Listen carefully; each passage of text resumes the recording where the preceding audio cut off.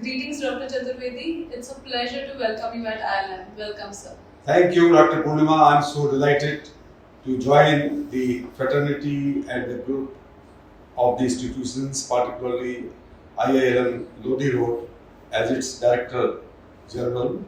And I'm looking forward to meet all the officials, top management team, and the faculty, as well as the students. So, with the wealth of your experience, we see IILM going to exciting new horizons. How do you plan to enhance the academic excellence and the innovation at IILM? I have gained 48 years experience in higher education and last 30 years in management education at leading B schools of the country as well as with the All India Council for Technical Education. And I have been in touch with this institution since 1995 onwards, when I joined AICT as its director, and the then director of IILM, Dr. Kamlesh Misra, was known to me, and I visited this place 30 years back, and now I am very happy that I have joined this fraternity, this institution, and I know that it is having very young and energetic faculty. The top management is connected with all who's and who of the country. They are connected with the policymakers, they are connected with the industries, they are connected with the civil servants, they are connected with all top persons, eminent persons in all walks of life in our country. So I can visualize that the current status of IILM, it is offering PGDM program approved by ICTE, and also BBA program which is being offered in partnership with one of the European college in management from Switzerland. I think that whatever IILM has done during the last 3 decades, it has to go far beyond that. These are the times for internationalization, these are the times for innovation, these are the times for providing access to quality higher education to the people from the poor families, children of the poor families, and NEP is being implemented. So I can visualize that IILM should be one of the most progressive, innovative, entrepreneurial B school of our country, which is connected with the society, with the regulator, with the recruiters, with the industry, with policymakers, and it can participate in decision making in such a way that by 2047 India becomes the developed country. And of course, the higher education and business education will be the prime mover, and IILM Lodhi Road is well poised to make its contribution. I will be very happy to be part of it. So, you spoke about IILM becoming one of the premier institutions in the coming future. The key to the success of any institution is the research and the industry collaborations. So, what are your plans to enhance the student experience when it comes to research and industry collaborations? You have raised a question which is having two aspects. One aspect is how to raise the research and collaboration with industry at IILM Lodhi Road. I know that the institute being located in the heart of the national capital, it has many distinct advantages. And leading companies from the NCR region, and I can tell with all information that Delhi NCR is second largest commercial hub of the country. So this location of IILM Lodhi Road at Delhi, it's very helpful to make all kinds of collaboration possible. So far, these collaborations have been done with some of the leading companies, and they are coming to the campus. Their senior executives are coming and addressing our students. Some faculty members are in touch with them for doing research, and this is a stage where we have to upgrade and we have to uplift this collaboration.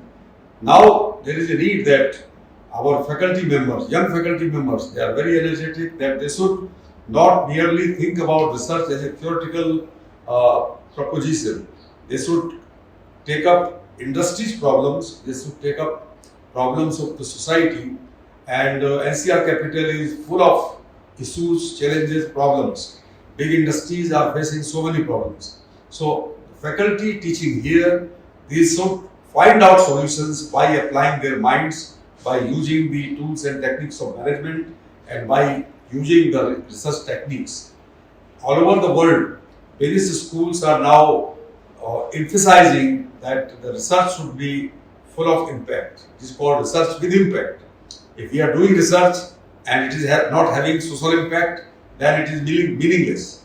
So I would like to say that the IILM Lodhi Road is now thinking to provide all support to the faculty for increasing the quality and the numbers of research collaboration with the industry. Secondly, you have asked me that how the students' experience can be improved upon.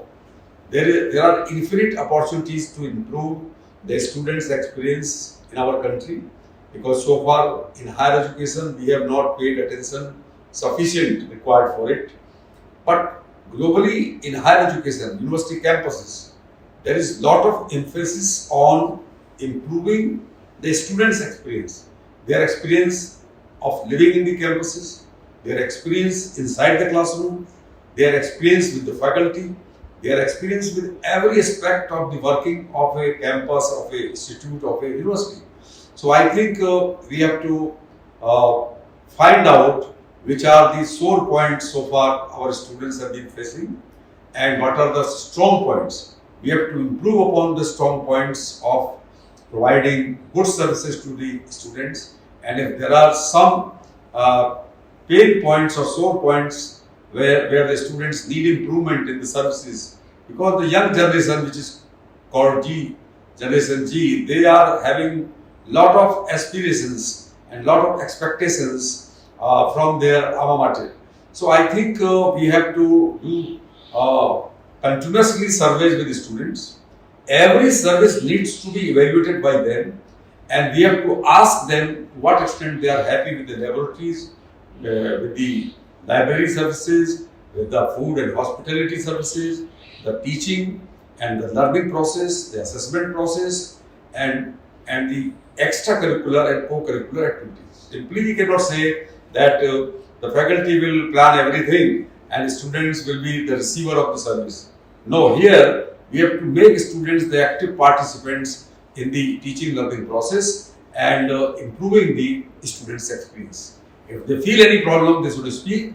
If they do not speak, even then we have to ask them what do they feel about the services being offered here, so that holistically we can improve the total experience of students with the campus and with the institute. So you spoke about the global education. If we talk about the education sector as a whole, we are seeing that there are a lot of reforms lately happening at the global level. Even if we talk about India, there are a lot of changes that are happening. What opportunities do you see for IILM in this changing landscape? I can see at global level, the COVID has disrupted the flow and mobility of students, because for the last 20 years, a lot of students have been leaving their parent or native country and going abroad for higher studies. And there is another form of getting international experience, that is exchange of students and faculty. So it was happening and it was increasing year by year by year, but during the COVID 3 years, there has been a lot of disruption. And again, it has revived. And I can quote that more than 700,000 students have gone from India to abroad for higher studies. And similarly, 50,000 students have come to India during the last 2 years. They are coming mostly from SAARC countries and African nations. So I can think that the internationalization will increase. It will not only in the form of students' mobility and teachers' mobility, it will also be in the form of collaboration, global collaborations. And I can mention here the European Union, and there are many other international agencies, but I know that European Union is promoting that research cannot be done in isolation at a particular nation, in a particular university, global issues can be studied when the partner institutions and universities from different continents of the world, they join hands and they are funded by international agencies like European Union or the World Bank or the other United Nations agencies, and they study a global problem with a perspective of different continents, different culture, different societies. So I think the whole world is moving towards a global experience because the future citizens will not work in particular nation. I have worked for last 50 years in my own country, but now the students who will be joining corporate sector or faculty who will be teaching here, they will have plenty of opportunities to move from one country to another country and third country or fourth country. And similarly, this working from home or use of technology has made it possible that teams will not be located. Teams in the corporate world will not be located in a particular place. Geographical barriers have been broken. The members of the team will be sitting in different countries, and by the use of technology, they may be communicating continuously. And this is one thing which is already arrived. And now, unless you gain international experience, or any university or a college or a B school like IILM, if we are not providing international exposure, then the MBA degree will have lesser degree in the global market. And I can mention that in some of the developed nations, first World War, there are B schools which have visualized that the 2 years MBA can be divided into 4 semesters, and students will go to 4 different countries, to partner institutions. So 4 institutions join hands and they are exchanging students for 1 semester. So one student is getting exposure in 4 countries. So this is one big change. There are similar other changes in research, teaching also. If a teacher is not going abroad for some time, a few months, 1 trimester or 1 semester for 1 year, and teaching some other foreign university. Foreign universities are sending their faculty to India. They are teaching in some of the leading IITs and institutions like ISB. So ISB is a model that it is outcome of the international endeavor to create a great institution. So I think higher education future lies in greater degree of internationalization, students going different countries for pursuing their course, faculty members going abroad for getting the international exposure, and even in the corporate world, the multinational companies will give this international exposure to their employees. So I can visualize that IILM Lodhi Road, New Delhi will also have to devise course curriculum this way. Right now, the undergraduate students, they are pursuing their course, which is in collaboration with a prominent college of Switzerland. Similarly, in PGDM, there are partnerships for exchange of students. Our students have been going abroad, and 1 semester or 1 trimester they are studying in partner institutions. Similarly, students from partner institutions from Europe and North America, they are coming here. But this has been done so far in a slow process, small level. Now it will take full momentum because whole world is connected, and all governments will facilitate it, and there will be no barriers for the free mobility of students and faculty going any part of the world. So IILM has always been a pioneer for experiential learning, and now if you talk about NEP also, they are talking about outcome-based education to be able to do. So how do you see under your guidance this getting intensified for our students? So I can just refer one book, very interesting book, written by the current dean of Harvard Business School, Professor Srikant Datta, in 2010. And this book was referring to the 100 years history of management education in the world.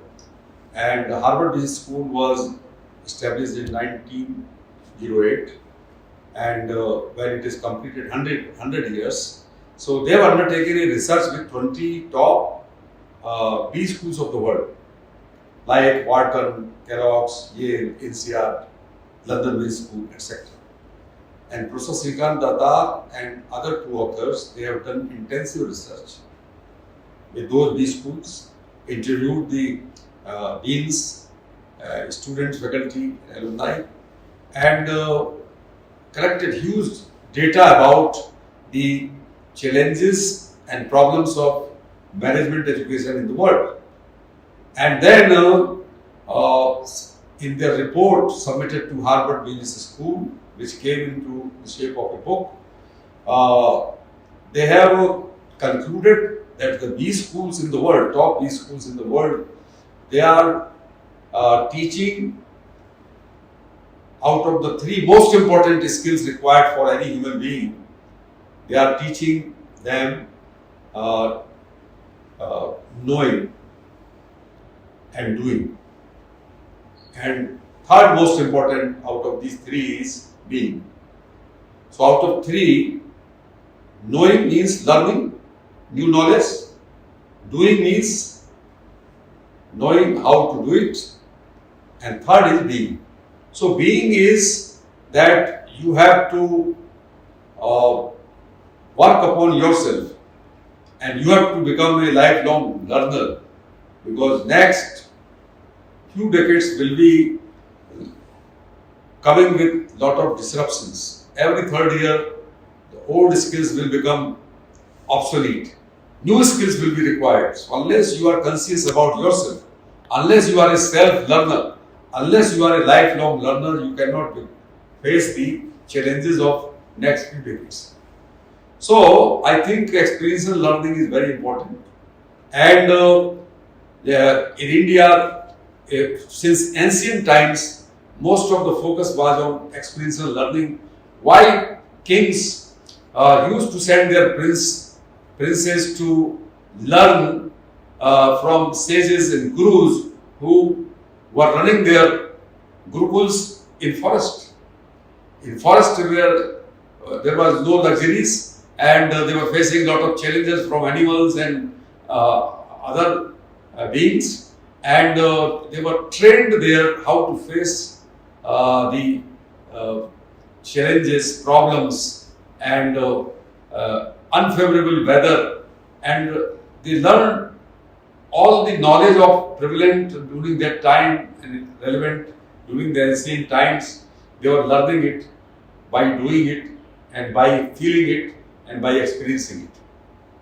The story of Ramayana is full of it, Mahabharata is full of it. All privileged people were getting the knowledge, but now in the modern world, every human being has right to get education and experiential education, quality education. So I would like to say that theoretical knowledge, reading from the books or libraries is necessary, it is required. But in the modern world, where the complexities of life are changing very fastly, and industries are adopting disruptive technologies very fastly, it is not possible unless the students of MBA programs, they become the experiential learner. So I think IILM Lodhi Road has been pioneer. They have started experiential learning methods a few decades ago, and now there will be more emphasis. We will invite the trainers and the eminent academicians to train our faculty so that they can use different pedagogical tools to impart experiential learning. And I think project-based learning is used around the world, that students are not sitting in the classroom always. They are given projects and they have to go to outside the campus, they have to meet the people, and they have to collect the data from different places, different markets, and this is the way experiential learning is imparted to management students and MBA students. And without experiential learning, I think professional education like medicine and and management and other kinds of professional education like engineering cannot be successful. And I can give one example of medical education, that after completing MBBS theoretical and practical knowledge, every MBBS student has to attend 2,500 patients. They have to treat 2,500 patients. Unless they treat this number of patients, their degree cannot be granted. So similarly, management education cannot be simply learned inside the classroom, although there is a case method of teaching, and cases are used to create the situation of market inside the classroom.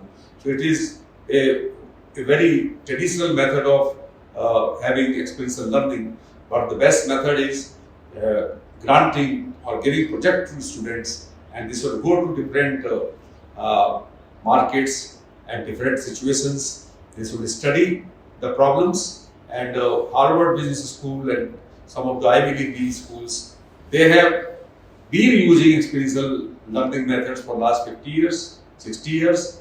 Earlier they were also using only lecture methods, but now they are giving emphasis more and more to experiential methods. And one example I would like to quote here, that the 3 or 4 Harvard Business School MBA students, they have come to India to study the condition of the health of newly born babies.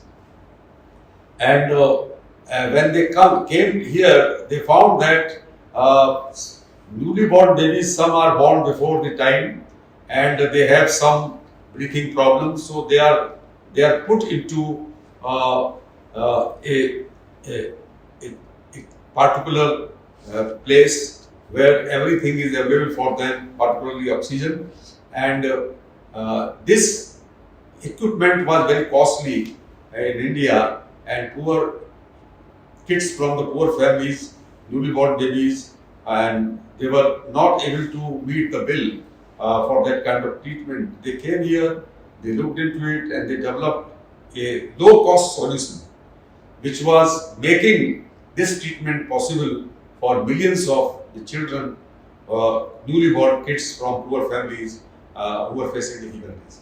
So I think experiential learning can solve some of the biggest problems of human society, and exponential technology will make it sure that every human being in this world will not remain poor, will get all basic amenities, food, shelter, clothes, and medical treatment, education. So this is possible. It can be given to all the 8 billion people, and exponential technologies, they are competent, capable to provide this. Singularity University, I can mention here in USA, they are doing a lot of research, and they are giving so many examples that how health care can be improved, how quality education can be provided everybody, and how the poverty can be eliminated from the earth, and how the human beings can set up their colonies on moon and other places beyond the earth.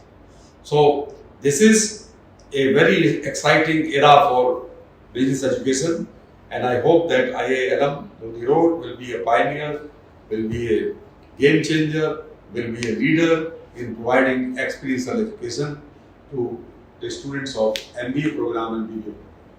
So it was a real honor and pleasure to have this insightful interaction with you. I think under your visionary leadership, IILM is going to cross a lot of milestones in the coming future. Thank you so much. Thank you, Dr. Purnima. I enjoyed every minute of it, and you have raised very valid questions. I have tried to answer these questions to best of my knowledge and my experience.